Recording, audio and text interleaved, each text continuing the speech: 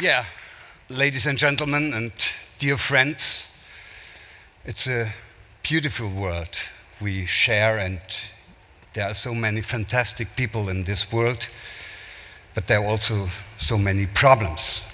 Everywhere we look at, there are problems, and as we all know, most of these problems are self-made, are man-made, or specifically are made by males. It is mainly males who are dictators, who are brokers, who are criminals, or you name it. And there is a general rule about some progressions in society, and that is, it's not those who are happy and self-satisfied who cause the problems. Those who cause problems are exactly those who have big problems with themselves. And therefore the question is justified: what is the problem? We males have and had, obviously, during the last few thousand years. What is our major problem? And a very easy given answer, even supported by brain researchers, is it's due to our brain.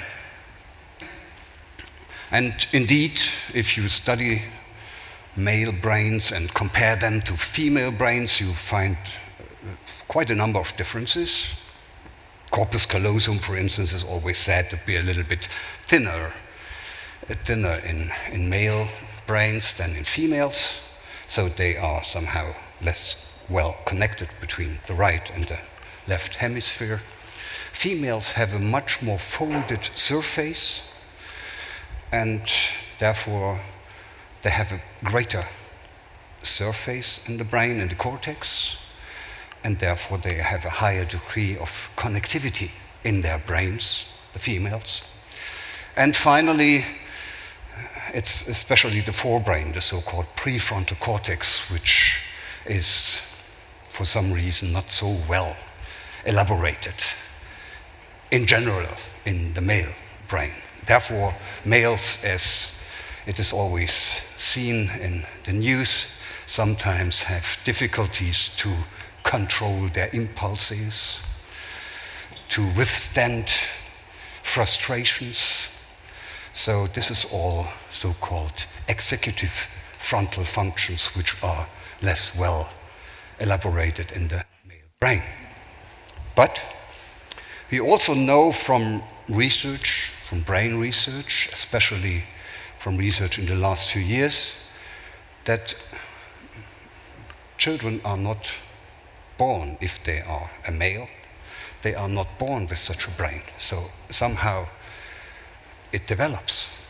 This is a process. And in the course of this process, the brain structures find their connectivities based on what we call experience-dependent plasticity. So it depends on the experiences someone makes, what kind of connections will be formed in his or even, of course, her brain. And then we learned that it is another difference, which was not seen that clearly in earlier years. That is, experience-dependent doesn't mean that the brain is something like a muscle. It cannot be trained. There is one so-called trophic factor which allows the brain to take and develop all these structures which are necessary, and that factor is called excitement, passion, joy.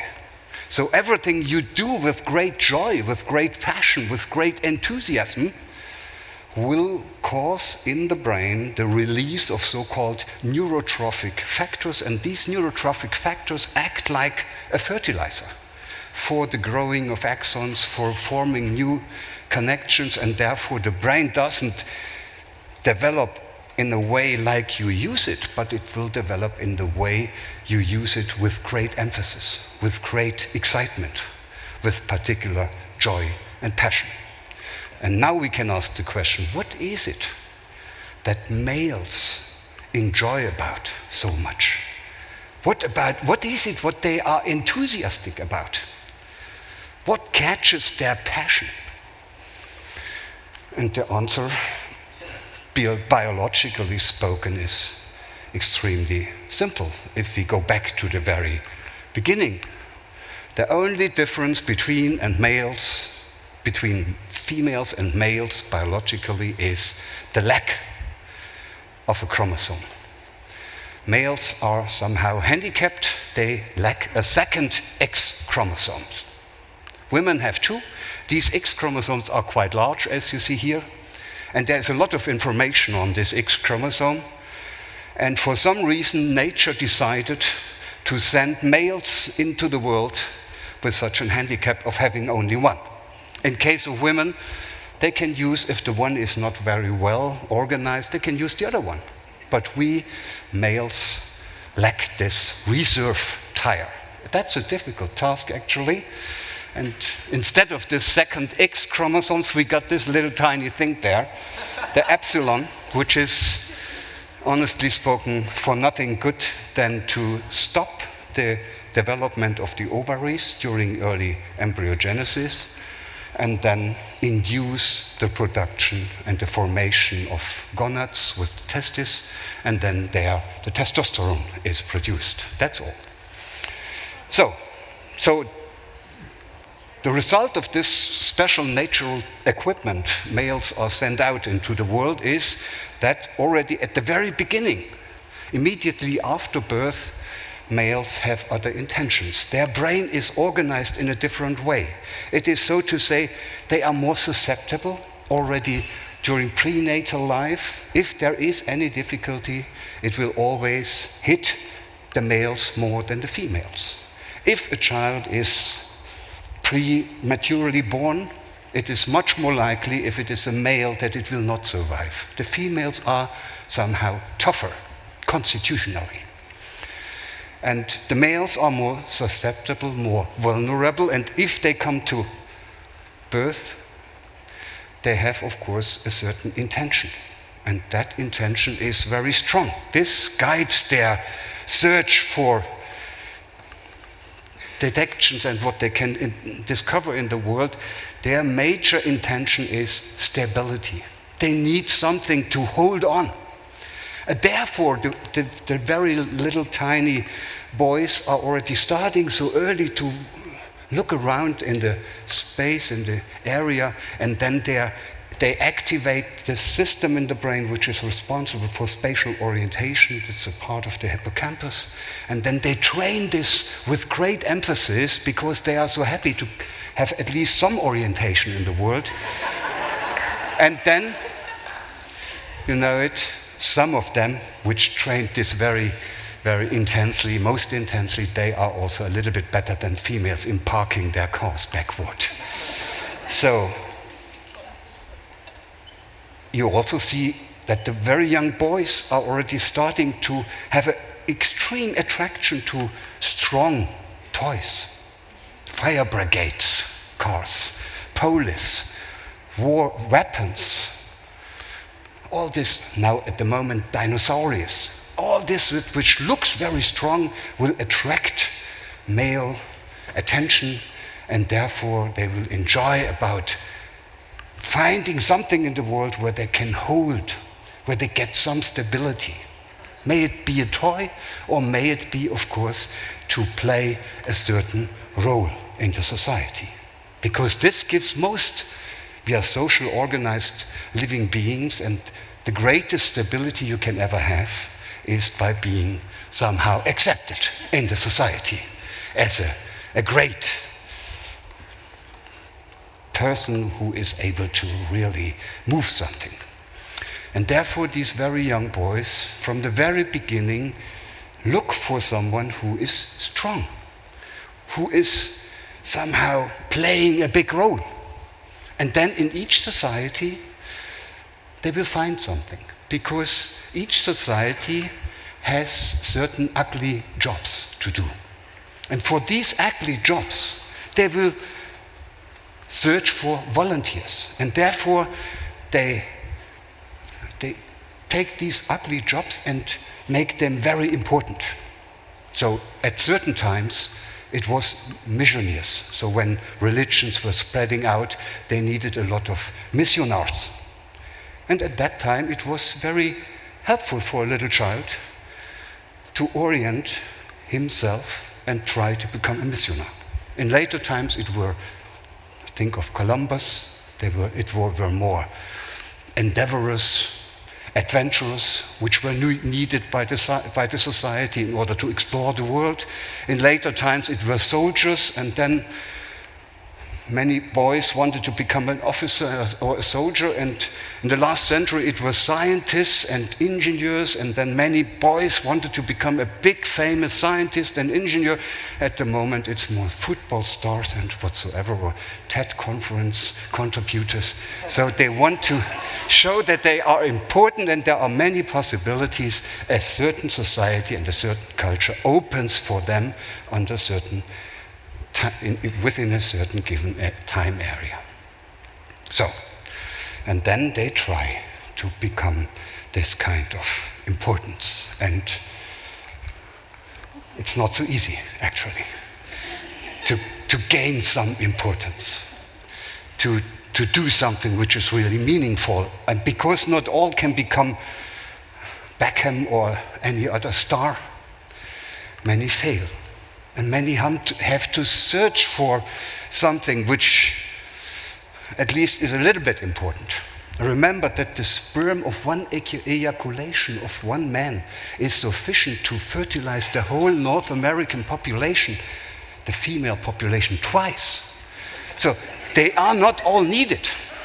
They need to gain some importance. And because so many fail, we also have so many ending up in very extreme situations. So the male sex or the male gender is not really the strong or the weak gender, it is the extreme gender.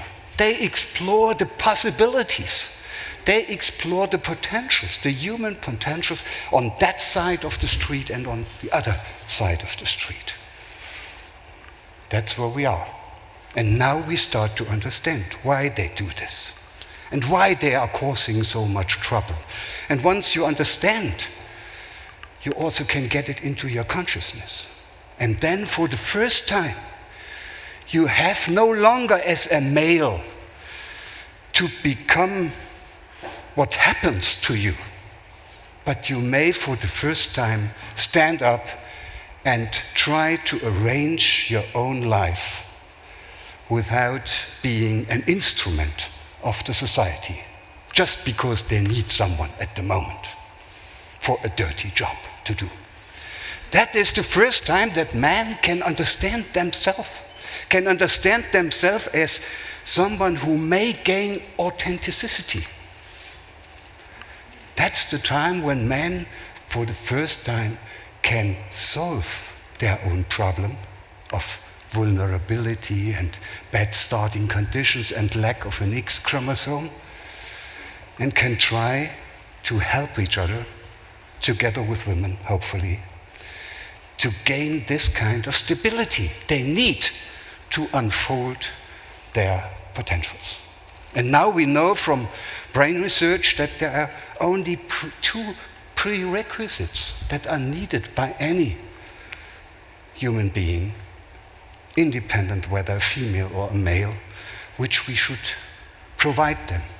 The one is everyone, when it comes to birth, every human being that comes to birth wants to be connected.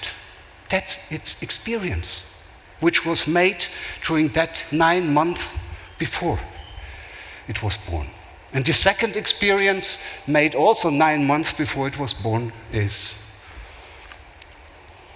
that it was growing. It was gaining one capability and one ability, that it learned one thing after the other and grew, and then it came to birth, and therefore everyone is hoping that the world he is entering is a world where he may find himself connected, where he find himself close to others, and at the same time to become and to develop its own potentials, to become autonomous and free. So we all want, at the same time, free and connected. And this is our difficulty we have. And the males have this difficulty a little bit more than the females. And therefore, I would just invite you all to think about it and to do something for it, that the little boys can grow into a world where they realize that they are not formed, not used, and not misused for the purposes of a society, but where they are invited, where they are encouraged, and where they are inspired to unfold their potentials. But in order to do so, in order to invite something, to encourage him and to inspire him, we of course need to develop another culture, a culture of supporting relationships. And wherever you look around at the moment, even in the big companies, they are all searching for what they call supportive leaders, no longer for those authorities which always know how it works. Supportive leaders are those who are able to invite others, to inspire them, and to encourage them to unfold their potentials. This, ladies and gentlemen, is the new man, who is no longer causing problems, but who is able to help, together with others, and especially together with the women, to solve the problems which were caused by those predecessors and these others who, as men, just hoped to find stability in the world. Now let's just provide and help each other to build up this new culture. And then maybe the world may become even better, a more fascinating place, and then every little man may become a fascinating, loving future man. Thank you very much.